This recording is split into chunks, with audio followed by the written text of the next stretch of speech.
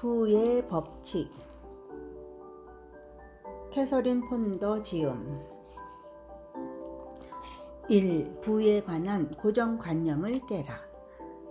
부자가 되고 싶은 욕망은 잘못된 것이 아니다. 인간으로서 당연히 품어야 하는 욕망이다. 이것이 바로 부에 대한 놀라운 진실이다. 부자라는 표현은 물질적인 풍족은 물론 정신적으로 충만한 만족을 누리는 삶을 뜻한다. 건강과 행복, 그리고 여유, 이 목표에 가장 빨리 도달할 수 있는 방법은 분명히 존재한다. 그리고 부에 대한 놀라운 진실을 한 가지 더 추가하자면 그 목표에 도달하는 길 역시 생각보다 쉽다는 것이다. 우리는 부를 열망해야 한다. 지금껏 살면서 경험한 가장 큰 충격은 부와 성공에 대해 강의를 시작할 무렵에 겪은 일이었다. 강연에 참석한 많은 사람들이 부와 부에 대한 열망이 과연 옳은 것인지 판단하지 못해 오랜 고민에 빠져 있음을 깨달았던 것이다. 물론 그들은 모두 부자가 되고 싶어 했다. 사실 그것은 세상 사람들 대부분이 꿈꾸는 것이기도 하다. 그러나 과연 그래도 되는지, 특히 종교적인 입장에서 대부분의 사업가들은 부자가 되고 싶다는 감정에 죄의식을 느끼고 있었다. 부자가 되기 위해 매일 열심히 뛰고 있으면서도 부가 미덕인지 악덕인지 판가름하지 못하고 있었던 것이다. 그러한 고민이 깊어지면 실생활에서까지 악영향을 미쳐 성공에 대한 열의마저 수그러들게 만든다. 그날이 그날처럼 되는 대로 살아가도록 속박해 버리는 것이다. 사실 성공한 사람들 중에서도 많은 수가 과연 종교적인 면에서도 부가 축복이라 할 수 있는지 상당한 갈등을 느끼고 있다. 그러니 부는 곧 축복이라는 확신만 얻게 된다면 얼마나 속이 시원해지겠는가. 가난은 죄다.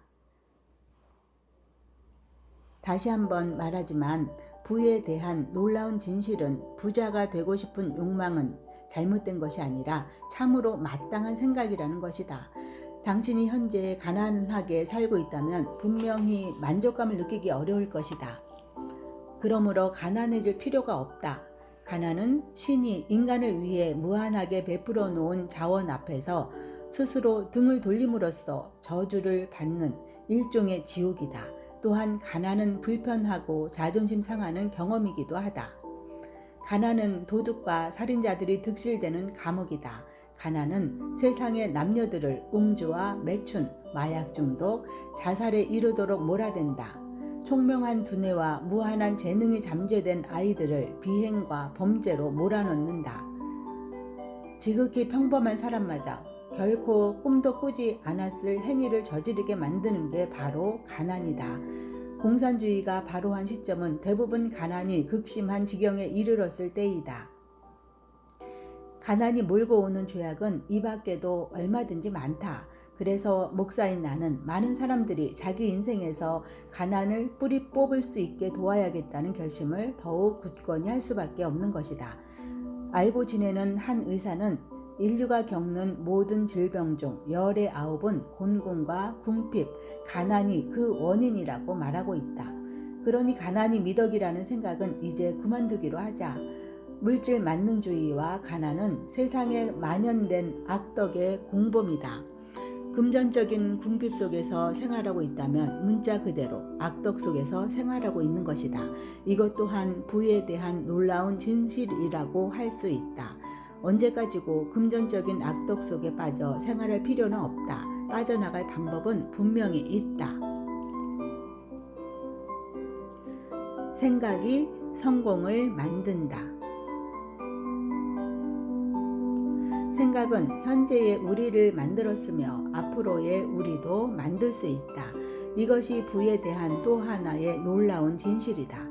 즉 성공의 동반자로서 반드시 부자가 될 수 있다는 생각을 의도적으로 하기 시작하면 그 어떤 사람도 그 어떤 환경도 신이 준비해 놓은 부와 성공을 빼앗아가지 못한다.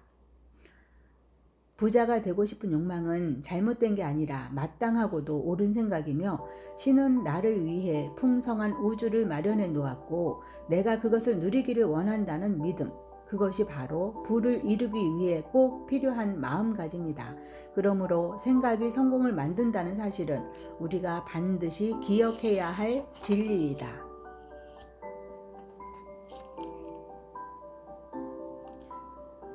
부의 법칙 2. 부의 원리를 적용하라. 나는 힘겨운 과정을 거치고 나서야 부의 원리가 무엇인지 깨달을 수 있었다. 그 결과 이렇게 독자들 앞에서 당당히 그 법칙에 대해 이야기할 수 있게 되었다.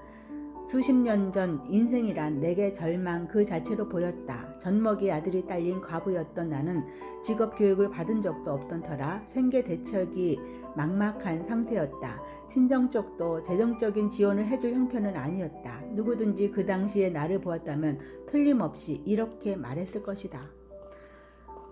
부의 마음가짐이 뭐고 간에 저 여자는 틀렸어. 전혀 가망이 없어 보이는걸. 이 비참한 시기에 나는 성공과 실패를 가름하는 열쇠로서 생각의 위력을 깨달았다. 그때까지의 내 모든 실패는 대부분 실패에 대한 생각 때문에 일어났음을 알았다.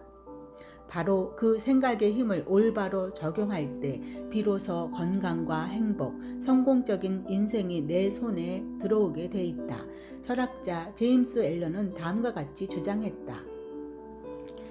사람이 생각할 줄 안다는 것, 그것은 곧 자기가 원하는 대로 자신을 만들어갈 수 있는 변화와 재생의 기능을 자기 안에 품고 있다는 뜻이 된다. 이 간단하면서도 위력적인 성공의 비밀을 이해하고 실제 삶에 적용하자 물결이 뒤바뀌듯 행운이 내 배 쪽으로 다가오기 시작했다. 나를 위한 성공의 길이 드디어 열린 것이다. 나는 비즈니스 스쿨에 입학했고 젊은 변호사의 비서로 취직할 수 있었다. 그 변호사는 훗날 우리 시의 시장이 되고 국회의원 선거에도 출마했으며 상당수의 변호사와 비서들을 채용할 정도로 회사를 키워낸 인물이었다. 그 변호사 밑에서 한창 인정을 받던 무렵 나는 목사가 되겠다는 소망을 키우기 시작했다. 내 인생을 건강과 행복, 부로 가득 차게 이끌어준 정신적인 열쇠를 다른 사람들에게도 나누어 주고 싶었기 때문이다. 법칙 중의 법칙. 부를 위한 기본 원리를 적용하면 수학 공식처럼 명명백백하고 확실한 결과를 낳는다. 과학자들은 이런 원리를 가리켜 작용과 반작용이라고 표현한다. 어떤 사람들은 수요와 공급이라고도 한다. 성경에서는 부에 대한 기본 원리를 씨를 뿌리고 수확하는 것으로 비유했다. 에머스는 이를 보상의 원리라고 표현했다. 그는 보상이라는 에세이에서 다음과 같이 주장했다. 당신이 하는 모든 노력에 보상이 있을 것이다. 보상이 늦으면 늦을수록 당신에게는 더 크게 이루어질 것이다. 복리에 복리를 더하는 것이 신이 베푸는 관례이고 법칙이기 때문이다. 받기 위해서는 먼저 주어야 하고 주는 것이 있으면 반드시 보상이 있다는 사실. 이것이 바로 부를 이루는 기본 원리이다. 에머스는 그것을 가리켜 법칙 중의 법칙이라고 강조했다. 거저 얻을 수는 없다. 보상의 원리가 인생의 기본 원리라고 강조한 에머슨의 생각에 나도 동의한다. 나는 이 부의 기본 원리를 발산과 흡수라고 표현하고자 한다.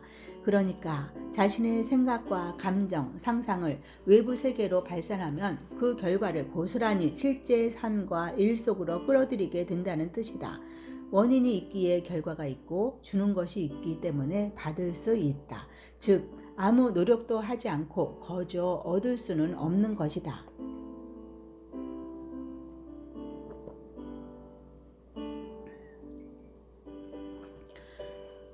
고도화된 문명 세계에 아직도 가난이 존재하는 이유는 많은 사람들이 이 인생의 기본 법칙을 모르고 있기 때문이다. 흡수하기 위해서는 발산해야 함을, 발산하면 흡수하게 됨을 깨닫지 못하고 있기 때문이다. 받기 전에 먼저 주어야 하며 수확하기 전에 먼저 씨를 뿌려야 하는 것이다. 내어주지도 않고 씨를 뿌리지도 않으면 결코 부를 향한 통로로 들어설 수 없다. 최근에 빈민구역 사람들과 접촉하면서 나는 다시 한번 이 법칙의 효력을 절감할 수 있었다. 그곳의 사람들은 대부분 동정받을 생각에만 골몰해 있었다. 먼저 내어주고 씨를 뿌리는 일, 즉 부의 기본 법칙에는 아무런 관심도 없었다. 오로지 거저 얻으려고만 하기 때문에 계속 가난하게 살 수밖에 없는 것이다.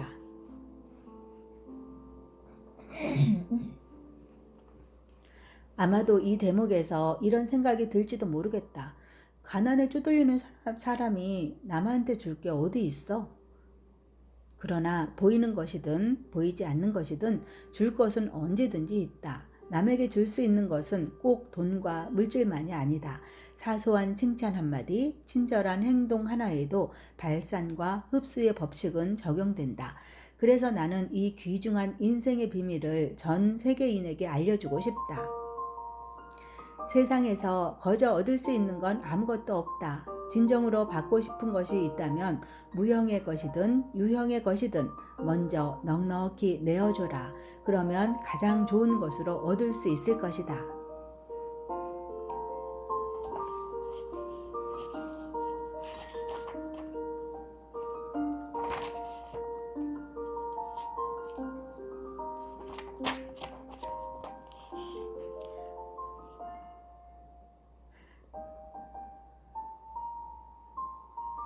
발산하라. 그러면 흡수하리라. 에머스는 주고받는 부의 원리, 즉 발산과 흡수의 원리를 다음과 같이 묘사했다. 위대한 마음을 가진 사람들은 비밀스런 힘을 끊임없이 발휘하여 위대한 일들만을 계속하여 끌어들인다. 여기서 위대한 마음을 가진 사람이란 어떤 사람을 말하는 것일까? 실패와 좌절이 아닌 성공과 부를 기대하고 생각하는 사람들을 말한다. 다음과 같은 푸념을 들어보았을 것이다. 나는 뭘 해도 안 돼. 번번이 실패야.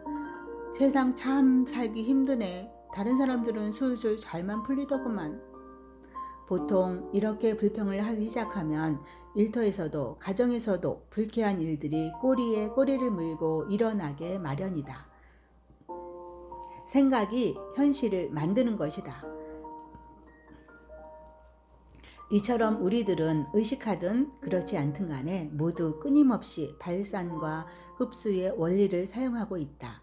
진정으로 인생에서 더 많은 부와 성공을 누리고 싶다면 의도적으로 그리고 대담하게 성공과 부를 향해 생각을 고정시켜야 한다. 좌절과 실패에 몰두하지 말고 진정으로 원하는 목표를 향해 생각을 발산하면 그에 걸맞는 현실을 흡수하게 돼 있는 것이다. 홍보회사를 운영하고 있는 내 친구는 최근에 발산과 흡수의 법칙을 적용하여 성공적인 결과를 낳았다. 그는 어느 기업을 상대로 거래를 성사시키려고 오랫동안 애를 썼지만 갖은 수단을 다 동원해도 문은 열리지 않았다. 결국 그는 거래에 대한 강렬한 열망을 발산해야겠다고 결심했다. 반드시 거래를 맺게 될 거라고 확신하기로 한 것이다. 그는 이미 거래 승인을 따냈다고 믿고 그 후에 상대 기업의 최대 관심사에 어떻게 부응해야 할 것인지 치밀하게 준비하기 시작했다. 또 한편으로는 그 기업의 홍보 담당 인사들이 어떤 사람들인지도 꼼꼼하게 체크했다. 그러는 과정에서도 그는 자신에게 계속 확인시키는 일을 잊지 않았다. 나는 기가 죽지 않아. 끝까지 버틸 거야. 포기하지 않아. 나는 반드시 성공하기로 예정돼 있어. 이렇게 하자 마음이 잔잔히 가라앉으며 평정을 유지할 수 있었다. 몇 주 후 그는 기업 간부들을 위한 어느 회의에 참석하는 기회를 갖게 됐다. 호텔 수영장에서 다른 회사 간부 몇몇과 수영을 하던 그는 자신이 몇 달 동안이나 거래를 트려고 애쓰던 바로 그 기업의 홍보 담당자와 대면하게 되었다. 그리고 바로 풀 안에서 두 사람은 협상을 벌이기 시작했다. 그는 나에게 자신의 체험을 신명나게 털어놓으며 이렇게 선언했다. 내게 이 행복한 결과를 가져다 준 것은 틀림없이 발산과 흡수의 법칙이었어. 수백 명의 사람들과 대화를 나누면서 생각이 바로 현실을 만든다는 사실을 사람들 대부분이 깨닫지 못하고 있음을 나는 분명히 알 수 있었다.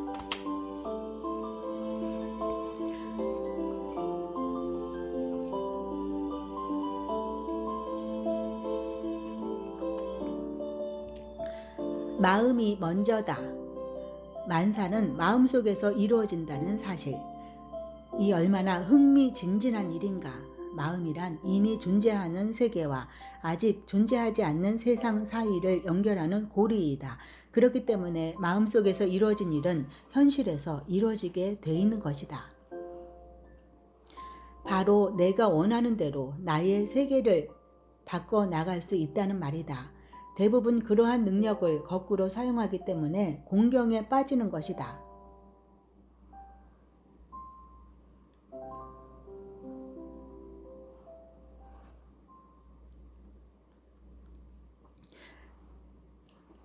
의도적으로 그리고 꾸준히 어떤 목표를 향해 생각과 감정, 기대를 집중하면 그것이 곧 실제 경험을 만들어낸다.